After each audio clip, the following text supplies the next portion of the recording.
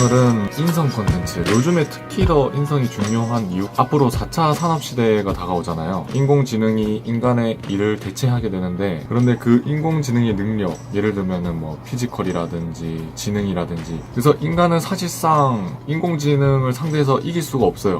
하지만 인간이 유일하게 로봇을 이길 수 있는 부분이 뭐냐? 바로 인성. 바로 인간만이 가질 수 있는 인성이기 때문에 우리가 인공지능과의 차별성을 가지는 인성을 한번 배워보도록 하겠습니다. 200년 전의 인성을 한번 배워볼 건데, 200년 전에 케니스베르크라는 소도시가 있었어요. 공건주의의 소도시인데, 이 도시에 가면은 매일 3시 30분마다 산책을 가는 어떠한 남자가 있었어요. 이름이 뭐냐면은 칸트예요. 칸트의 썰 하나를 풀어드리면은, 칸트가 어느 날 길을 걷고 있었어요. 이제 길을 걷고 있었는데 나무 위에 제비집을 발견하게 됩니다. 그런데 그 위에 그 제비집에서 아기 제비가 계속 떨어지고 있는 거예요. 그게 왜 떨어지나 살펴봤더니, 어미 제비가 그 아기 제비들을 한 명씩 계속 떨군 거예요. 그 왜 떨어뜨리냐면은, 어미 제비가 봤을 때는 모든 제비들을 살릴 수가 없으니까 한 명을 죽이면은 이제 나머지 제비들을 살릴 수가 있잖아요. 그러니까 이거는 합리적인 발상인 거죠. 근데 그 합리적인 발상이긴 한데, 칸트가 볼 때는 그게 너무나도 충격적인 거예요. 그래서 칸트가 어떻게 했냐면은, 상도덕이 없는 놈이네 하면서 무릎을 꿇고 오로지 할 수 있는 거는 기도밖에 없었다고 합니다. 그래서 칸트가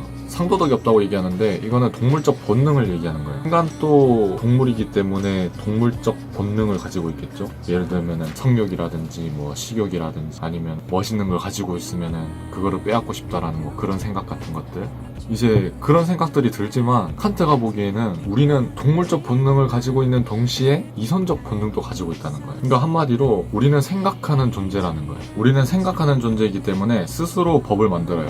뭐 예를 들면은 사람을 죽이면 안 된다든지, 아니면은 남의 것을 훔치면 안 된다든지, 이제 흔히들 말하는 자기 철학 같은 거죠. 그렇게 우리는 스스로 법칙 같은 거를 만들면서 살아가는데, 칸트는 여기서 중요한 거는 왜 그래야 되냐는 거예요. 왜 사람을 죽이면 안 되는지, 이거 왜 훔치면 안 되는지. 만약에 내가 이 사람을 죽이면 내가 깜빵에 갈 것 같아서, 아니면은 선생님이 그러지 말라고 해서 그래서 하지 않는 행동이 아니라 자기 스스로 만들어낸 법칙에 의해서 그 행동을 해야 된다는 거예요. 그래서 칸트는 철학을 배우지 말고 철학을 하는 법을 배우라고 말을 해요. 그리고 선한 행동을 하면서도 이러면 안 되겠죠. 예를 들면 어떠한 폭군이 있는데, 이 폭군이 계속 여기에 있는 한 무리에 있는 모든 사람들에게 피해를 줘요. 그래서 이 피해를 안 입게 하기 위해서 내가 가서 그 폭군을 죽인다. 그러면 이거는 과연 선한 행동이라고 할 수 있을까요?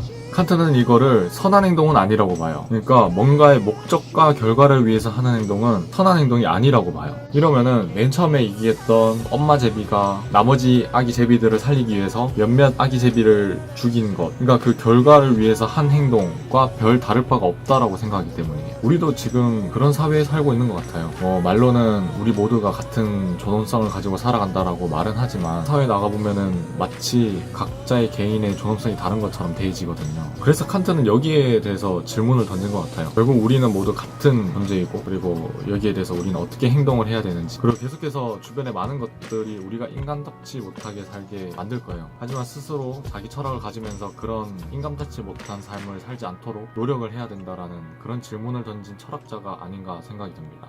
이상 인성 강의